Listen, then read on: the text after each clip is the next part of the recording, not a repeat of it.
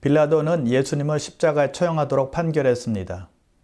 이제 예수님께서 십자가를 지시고 골고다로 향하십니다. 본문 17절인데요. 그들이 예수를 맡음에 예수께서 자기의 십자가를 지시고 해골이라는 곳에 나가시니, 이제 예수님께서 십자가를 지시고 해골이라는 곳에 도착하시는데, 그 해골은 히브리 말로 골고다입니다. 우리가 또 갈보리라고 많이 부르죠. 해골, 골고다, 갈보리는 다 같은 장소를 말하는 것입니다. 이제 골고다에서 예수님께서 십자가에 못 박히십니다.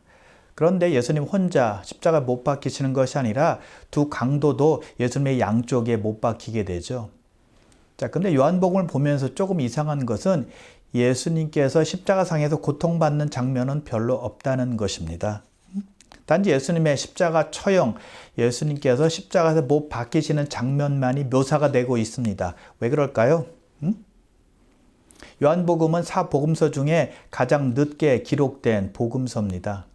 그래서 이미 다른 세 복음서를 요한은 이미 알았을 것입니다. 그래서 요한은 간략하게 십자가에 못 박는 내용만 썼다고 볼 수가 있는 것입니다. 그리고 또 한 가지는 요한은 십자가의 고난을 육체적 차원보다 영적인 차원에 좀 더 무게를 두었던 것으로 볼 수가 있습니다. 그것이 진정한 고난의 의미이기 때문이죠. 그래서 요한복음은 다른 복음서들보다 예수님의 설교와 예수님의 가르침이 참으로 많습니다. 요한은 그의 복음서를 예수님의 말씀을 중심으로 기록했다는 것이죠. 물론 예수님의 행적과 예수님의 기적도 많이 기록했지만 요한복음에는 다른 복음서에서는 없는 예수님의 가르침이 많이 기록이 되었습니다. 왜 그럴까요? 독자들로 하여금 예수님의 말씀을 듣고 믿게 하기 위함이었습니다. 요한복음 20장 21절에 보면 사도 요한이 요한복음을 쓴 목적을 이렇게 설명하고 있습니다. 오직 이것을 기록함은 너희로 예수께서 하나님의 아들 그리스도이심을 믿게 하려 하며 또 너희로 믿고 그 이름을 힘입어 생명을 얻게 하려 함이니라. 예수가 하나님의 아들 그리스도이심을 믿게 하고 사람들로 하여금 그의 이름을 힘입어서 영생을 얻도록 하는 것, 그 목적으로 요한복음을 썼다는 것입니다. 그래서 요한은 예수님의 고난에만 집중하지 않고 그 사실을 믿음으로 말미암아 영생이 있다는 것을 알려주고자 했다는 것이죠. 육체적 고난이 주는 영적 의미를 강조한 것입니다. 그래서 요한이 그의 복음서를 쓰면서 강조한 단어들이 몇 가지가 있습니다. 믿음, 구원, 영생 이런 것들이었다는 것이죠. 그래서 우리가 믿고 생명을 얻는 것이 그리스도께서 고난받으신 진정한 의미라는 것이죠. 자, 그래서 성령의 감동으로 복음서를 쓴 요한의 메시지는 아주 분명합니다. 예수 믿고 구원 받으라는 것입니다. 예수 믿고 영생을 얻으라는 겁니다. 그것이 예수님께서 우리를 위해서 죽으신 목적이요 고난받으신 이유라는 것입니다.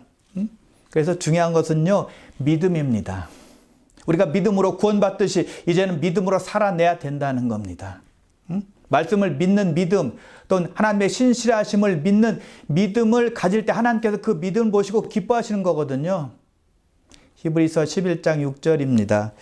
믿음이 없이는 하나님을 기쁘시게 하지 못하나니 하나님께 나아가는 자는 반드시 그가 계신 것과 또한 그가 자기를 찾는 자들에게 상 주시는 이심을 믿어야 할지니라. 아멘. 자, 그런데 빌라도가 예수님께서 달리신 십자가 위에 패를 하나 달아놨는데 그 패 이렇게 써놨습니다. 나사렛 예수 유대인의 왕. 히브리어와 로마어와 그리고 헬라말로 기록이 되어 있습니다. 새 언어로 쓴 겁니다. 그 당시에 사용했던 언어를 총동원해서 더 많은 사람들이 볼 수 있도록 한 것이죠. 그때는 유월절 유대인의 큰 명절이었기 때문에 많은 사람들이 시골에서 예루살렘으로 올라왔습니다. 예루살렘에 수많은 사람들이 모여 있었다는 것이죠. 그런데 예수님께서 죽으신 그 장소는 예루살렘 성과 아주 가까웠기 때문에 많은 사람들이 그 패를 읽게 된다는 거예요. 자, 그런데 대제사장들이 그 패를 보고 아주 못마땅하게 여기죠. 그래서 빌라도에게 유대인의 왕 이렇게 쓰지 말고 자칭 유대인의 왕이라고 좀 써주시오 라고 빌라도에게 요청을 합니다. 빌라도가 뭐라고 말하죠? 내가 쓸 것을 썼다 이렇게 말합니다. 그들의 요구를 단번에 거절해 버립니다. 종교 지도자들의 말을 들어주지 않은 것입니다. 빌라도가 용기 있게 말한 것이다 라고도 볼 수 있고요. 또는 유대 종교 지도자들이 괜히 미워서 그렇게 고집부렸을 수도 있을 겁니다. 자, 그런데 그가 어떤 동기로 썼던 간에 그가 기록했던 말이 사람들에게 영향을 끼쳤을 것이라고 생각합니다. 사람들은 그가 나사렛 예수 유대인의 왕이라고 쓴 것을 보고는 예수님을 아는 기회가 되었을 것입니다. 더 나아가서 예수 믿는 역사도 있었을 것입니다. 한 가지 좋은 예가 있는데요.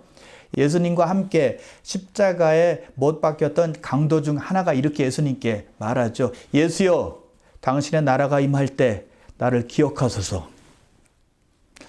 지금 강도는 예수님께 당신의 나라라고 표현합니다. 예수님을 왕으로 인정하고 있다는 것이죠. 예수님께서 왕으로 계신 그 나라에 자기도 가고 싶다는 거예요. 예수님이 왕이라는 것을 깨닫고 고백했다는 것이죠. 그래서 그의 나라에 들어가기를 소원했다는 겁니다. 빌라도가 쓴 패가 그런 역할을 했다고 볼 수 있다는 것이죠. 자, 그런데 사실은요, 빌라도는 그런 뜻으로 쓴 것은 아니었습니다. 그런 좋은 뜻을 아예 생각하지도 못했다는 것이죠. 그런데 보세요. 그렇게 무심코 썼던 그의 말이 하나님께서는 받으시고 그것을 사용하신다는 것입니다. 빌라도는 잘 모르고 쓴 말이었습니다. 그런데 사람들에게 영향을 끼쳤다는 거예요. 빌립보서 1장에 보면 사도 바울이 감옥에 갇히자 이상하게도 많은 사람들이 더 복음을 열심히 전하는 역사가 일어납니다. 두 그룹이 있었는데 한 그룹은 선의로 바울이 감옥에 갇혔으니까 바울 대신에 우리가 더욱더 열심히 복음을 전하자, 예수님을 나타내고 드러내자 라는 생각을 가지고 복음을 열심히 전했습니다. 순수한 동기로 전한 겁니다. 근데 또 어떤 그룹은 바울이 감옥에 갇혔네, 곧 잘 됐다. 바울이 더 이상 복음을 전하지 못하지, 그럼 우리가 복음을 잘 전해서 그 사람보다 우리가 더 능력 있는 사람으로 인정받자 라고 하면서 복음을 더 열심히 전한 자들도 있었다는 것입니다. 순수하지 못했습니다. 감옥에 있는 바울을 더 괴롭힐 생각으로 복음을 열심히 전했다는 겁니다. 근데 바울이 그 소식을 다 들었습니다. 그런데 이렇게 바울이 말을 합니다. 빌립보서 1장 18절입니다. 거칠애로 하나 참으로 하나 무슨 방도로 하든지 전파되는 것은 그리스도니 이로써 나는 기뻐하고 또한 기뻐하리라. 비록 이기적인 동기로 전할지라도, 순수하지 못할지라도 그리스도를 전한다면 나는 기뻐한다라고 바울이 말하고 있는 것입니다. 왜요? 어떻게 하든 예수님이 전파되기 때문입니다. 예수님께서 드러나시기 때문이라는 것입니다. 예수님께서 나타나시기 때문이라는 거예요. 여러분, 그래서 우리도 부족합니다. 또 온전하지 못할 때가 많습니다. 연약해요. 그렇지만 어떻게든 복음을 전하려고 할 때 하나님께서 우리를 사용하신다는 것을 알 수가 있는 것입니다. 우리가 예수님을 드러내려고 할 때 하나님께서는 기뻐하신다는 거예요. 빌라도의 행동이 바로 그런 것이었습니다. 예수님을 왕이라고 용기를 내서 썼든 아니면 자기 위치나 자기 체면 때문에 대제사장들의 요구를 들어주지 않았든 간에, 아니면 대제사장들을 좀 골탕 먹이려고 썼든 그 말 자체가 예수님이 누구신지를 드러냈기 때문에 하나님께서 그것도 받으셔서 그것을 사용하셔서 사람들을 변하게 하셨다는 것입니다. 여러분, 그래서 우리가 일상에서 작은 일이라 할지라도 하나님을 나타내는 것은 굉장히 중요한 일입니다. 별것 아닌 게 아니에요. 나는 자각하지 못할지라도 하나님께서는 그의 방식대로 내가 나타낸 예수님을 어떤 식으로든 사람들로 하여금 보게 하시고 영향을 받게 하시고 또 사람들을 변화시킨다는 것입니다. 그러므로 대단한 일이 아니라도 상관이 없습니다. 엄청난 일이 아니라도 괜찮아요. 어떻게 하면 예수님을 나타낼까 생각하며 고민하며 소소한 것이라도 실천하는 것이 필요한 것이죠. 그런 우리의 실천을 통해서 하나님은 우리를 사용하시고 영광 받으시는 것입니다. 우리가 주님을 섬길 때 우리가 주님의 일을 합니다. 근데 우리가 항상 믿음이 좋아서 순수한 마음으로 주님의 일을 합니까? 그렇지 않을 때도 많이 있잖아요. 억지로 할 때도 있고요. 마음에 내키지 않는데 사람들의 눈이 있으니까 할 때도 있고요. 습관적으로 할 때도 있고 형식적으로 할 때도 있습니다. 그죠? 순수하지 못하게 주님의 일을 할 때가 있다는 겁니다. 그럼에도 불구하고 하기 싫었지만 억지로라도 주님의 일을 동참해서 예수님의 이름을 드러낸다면 하나님께서 기뻐하시고 그런 사람들을 사용하시고 귀하게 여기신다는 것입니다. 은혜 내려주시는 거예요. 그렇다고 항상 억지로 하라는 말이 아닙니다. 우린 자발적으로 기쁨을 가지고 주님을 사랑함으로 감사함으로 해야 되겠죠. 그러나 우리들 감정에 따라가기도 하고 믿음이 연약할 때가 많기 때문에 그럴 때라도 참고 그냥 주님의 일에 동참할 때 하나님께서 긍휼히 여기셔서 우리를 사용해 주신다는 것입니다. 그것까지 더 귀하게 여기시는 거예요. 구레네 시몬을 아십니까? 예수님께서 십자가를 지시고 골고다까지 가시는데 너무 무겁고 지치니까 계속 주저앉으시는 것입니다. 로마 군인들이 보다 못해서 지나가는 한 사람을 예수님의 십자가를 지게 해서 골고다까지 가게 합니다. 그 사람이 누구냐 하면 구레네 시몬이었습니다. 시골에서 올라와서 유월절을 지내기 위해서 예루살렘에 왔습니다. 근데 로마 군인들에게 잡혀서 할 수 없이 예수님의 십자가를 지게 된 것입니다. 성경에 보니까 군인들이 구레네 시몬에게 억지로 십자가를 지게 했다고 말씀하고 있습니다. 자발적으로 진 것이 아니었습니다. 기쁜 마음으로 예수님을 위해서 대신 져준 십자가가 아니었다는 것입니다. 할 수 없이 로마 군인들이 시키니까 그들이 시키는데 하지 않으면 또 어떤 해를 받을지도 모르잖아요. 그래서 십자가를 진 것입니다. 그런데 나중에 어떤 축복이 일어나느냐 하면 사도 바울이 로마서를 쓰면서 마지막 장 16장에서 한 사람 한 사람을 소개하면서 로마인들한테 그들을 문안하라라고 말합니다. 그 중에 하나가 구레네 시몬의 가정이었어요. 구레네 시몬의 아들이 알렉산더와 루포였는데 16장에 보면은 루포가 하나님의 택하심을 받았다라는 놀라운 말씀이 나옵니다. 그리고 루포의 어머니는 바로 내 어머니와 같다라고 사도 바울이 고백합니다. 구레네 시몬의 가정이 크리스찬 가정이 된 것입니다. 할렐루야. 그것보다 더 놀라운 축복이 어디 있겠습니까?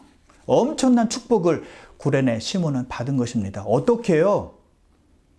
억지로라도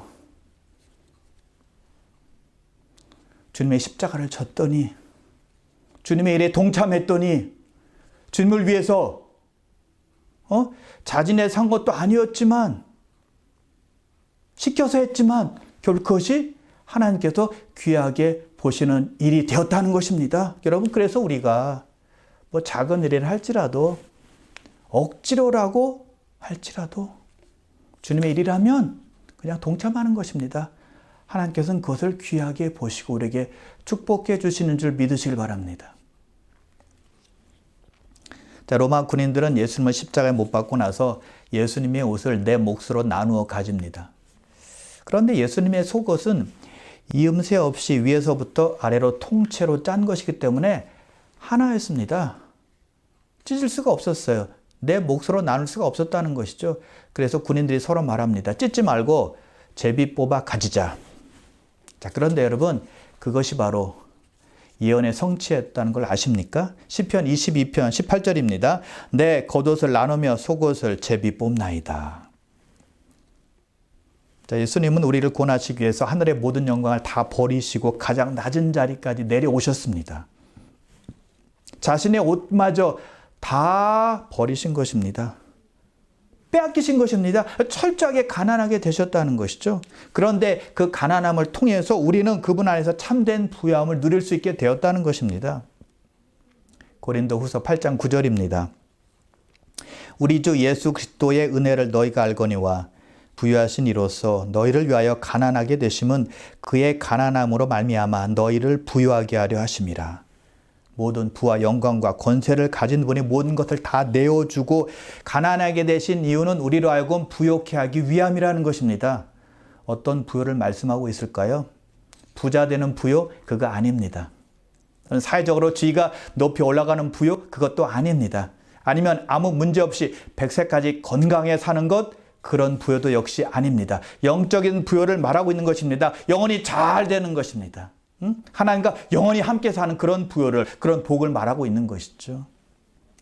있다가 안개처럼 사라지는 그런 일시적인 것이 아니라 영원한 복을 말하는 거예요.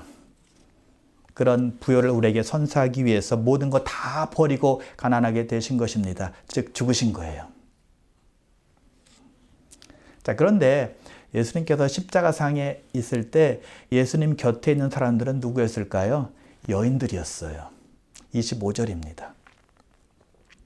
예수의 십자가 곁에는 그 어머니와 이모와 글로바의 아내 마리아와 막달라 마리아가 섰는지라.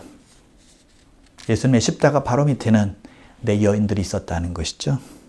어머니는 예수님의 어머니 마리아이고요. 이모는 아마 살로메일 것입니다. 살로메는 요한과 야고보의 어머니죠. 여기서 이모가 살로메가 맞다면 예수님과 요한과 야고보는 사촌 관계가 되는 것이죠. 자, 복음서에 보면 앞부분에 보면 요한과 야고보의 어머니 살로메가 예수님께 와서 청을 한 가지 하는 장면이 나옵니다.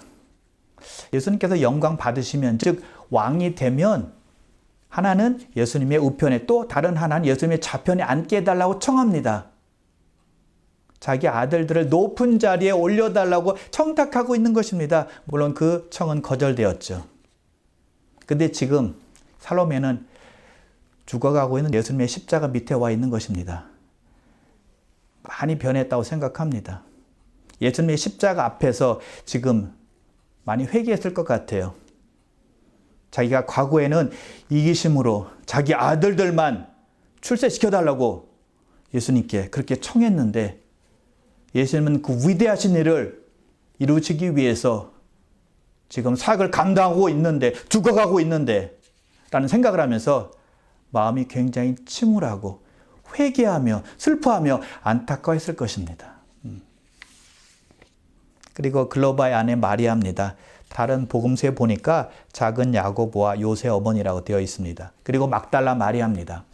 7 귀신 들렸는데 예수님에 의해서 완전히 치유된 여인, 회복된 여인이죠. 예수님께서 부활하시고 처음 만난 사람이 누군지 아십니까? 막달라 마리아예요. 자, 이 네 여인들이 여기서 한 일은 무엇이었을까요? 고통받은 예수님과 끝까지 함께하죠. 참으로 대단한 여인들이라고 생각해요. 제자들은 도망갔지만 그들은 아니었습니다. 자, 그 여인들에게 고통받는 예수님을 도울 수 있는 힘이 있었나요? 어떤 방법, 어떤 길이 있었나요? 아무것도 없었어요. 근데 그들이 할 수 있는 것 단 한 가지. 고통받는 예수님과 함께하는 것이었습니다. 사랑하는 마음을 가지고 예수님 곁을 끝까지 지킨 거예요. 여러분, 그 여인들이 지금 서 있는 곳은 평안이나 안식 있는 그런 장소가 아니었습니다. 해골, 골고다였어요. 괴로움과 아픔과 슬픔과 울부짖음, 고통의 소리가 있는 곳이었다는 것입니다. 유대인들의 증오와 조롱이 있는 그런 장소였습니다. 그럼에도 불구하고 그 여인들은 용기를 내서, 믿음을 내서 거기에 서 있는 것입니다. 아마 그 여인들로 인해서 우리 주님께서는 크게 위로함 받았을 것입니다. 고통 중에 있지만, 그 고난 중에 있지만 그들 통해서 그 기쁨을 얻었을 것입니다. 그들의 믿음을 귀하게 여기시고 분명히 마음속으로 축복해 주셨을 것입니다. 여러분, 그것이 은혜를 잊지 않는 사람들의 모습 아닐까요? 주님께 사랑하신 그 사랑을 기억하며 끝까지 우리도 주님을 사랑하는 것이죠.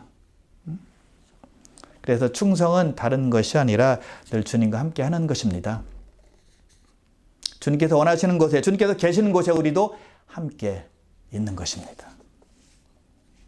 그때 예수님께서 자기 어머니와 제자 요한이 함께 있는 것을 보시고는 이렇게 어머니에게 말씀을 하세요. 여자여 보소서 아들이니이다. 또 제자 요한에게는 보라 내 어머니라. 그때부터 제자 요한이 예수님의 어머니를 자기 집으로 모시고 가죠.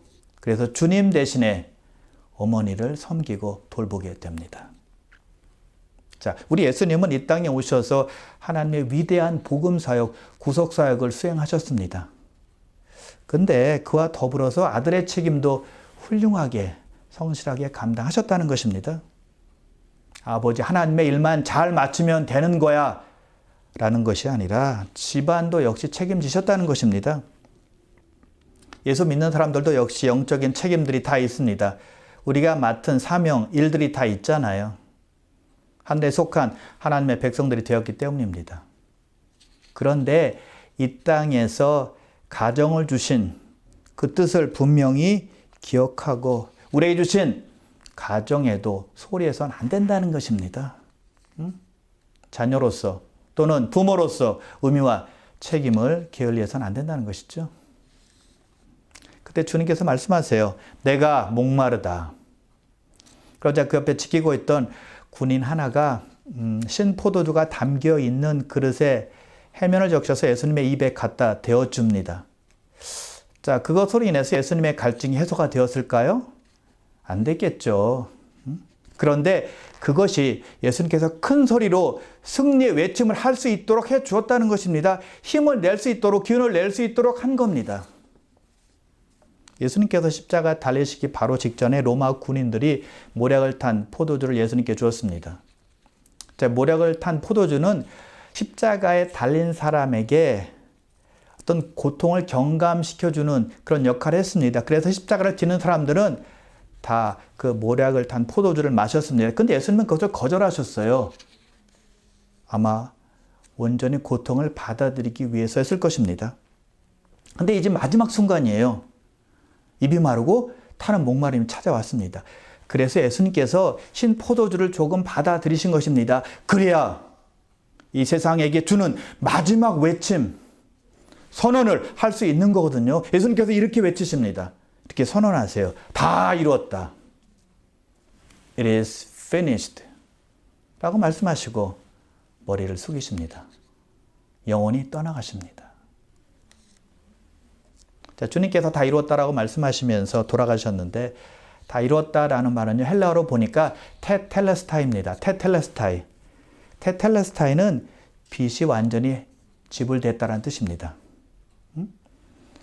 죄값으로 받을 형벌, 심판에서 완전히 해방되었다라는 말이에요. 그것을 다 이루셨다고 선언하신 것입니다. 그래서 예수님의 이 마지막 말씀 테텔레스타이는요. 승리자의 외침이죠. 예수님께서 십자가에서 영원한 목적을 완수하셨으니까요. 그래서 십자가에서 이루신 일이 모든 그리스도인의 평강과 믿음의 기초가 되는 것입니다. 우리가 하나님께 빚진 죄의 값을 완전히 치르신 것이기 때문입니다.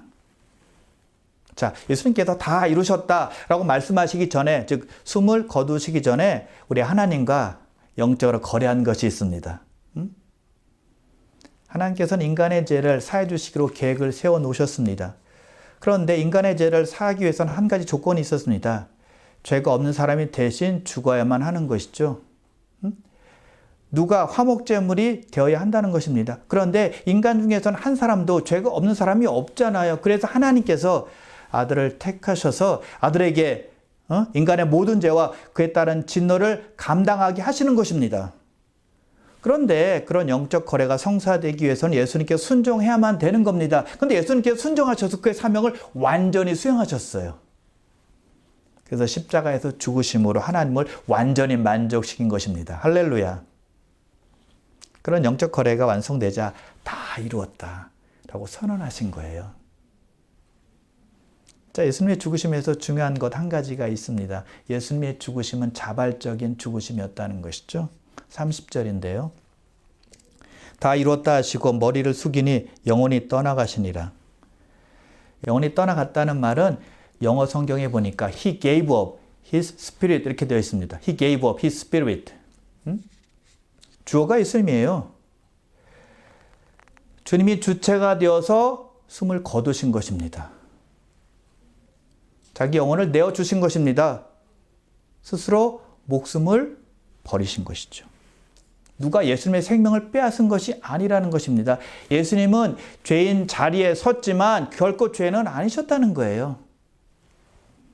죄를 위한 화목제물로 하나님께 드려지는 희생제물로 그리고 우리를 대신해서 죽으시는 속죄 대속물로 우리를 대신해서 내어주신 것입니다. 우리를 위해서 스스로 목숨을 버리신 것이죠. 요한복음 10장 18절에서 예수님께서 이렇게 말씀을 하세요. 이를 내게서 빼앗는 자가 있는 것이 아니라 내가 스스로 버리노라. 스스로 목숨을 버리신 것입니다. 자발적인 죽음이었다는 것입니다. 자, 예수님께서 다 이뤘다라고 말씀하신 것은 우리를 구원하기 위한 모든 일이 완성되었다라는 것을 의미하는 거예요. 근데 바로 그때 그것을 증명하는 사건이 벌어지게 되죠. 성소 휘장 위에서부터 아래로 찢어집니다. 둘로 갈라졌다는 것입니다. 성소 휘장은 성소와 지성소를 가로막고 있는, 나누고 있는 아주 두꺼운 튼튼한 그런 커튼이었는데, 대제사장이 1년에 한 번씩 속죄일에 이스라엘 백성들의 죄를 속죄하기 위해서 그 휘장을 통과해서 지성소로 들어가는 것입니다. 1년에 단 한 번만 하나님을 만날 수 있는 기회가 있었다는 것입니다. 하나님께 나아갈 수 있는 기회가 그때밖에 없었다는 것입니다. 그런데 예수님께서 돌아가시는 그 순간에 마치 하나님께서 하나님의 손을 내밀어서 위에서부터 아래로 휘장을 찢어 내리시는 것처럼 이제는 누구든지 예수 그리스도를 통해서 하나님 아버지께 나아갈 수 있는 길이 활짝 열렸다는 것입니다. 지성소로 갈 수 있는 문이 오픈된 거예요. 하나님을 자유롭게 만날 수 있는 길이 열려졌다는 것입니다. 예수님의 희생이 하나님과 인간 사이의 장벽을 허무셨고 우리 모두가 하나님과 자유롭게 교제할 수 있는 기회가 찾아온 것입니다. 할렐루야. 자, 그래서 예수님께서 다 이뤘다라고 말씀하신 것은 끔찍한 죽음을 맞이했기 때문이 아니라는 것입니다. 구원을 완성했기 때문에 그 기쁨을 가지고 다 이루었다 선언하시고 승리의 외침을 한 것입니다. 그러므로 귀한 성도 여러분, 다 이뤘다라는 예수의 말씀을 꼭 기억하셔서 때를 따라 돕는 은혜를 얻기 위해서 은혜 보좌 앞에 담대하게 기쁨과 감사함으로 나가시는 여러분 되시기를 주님의 이름으로 축원합니다.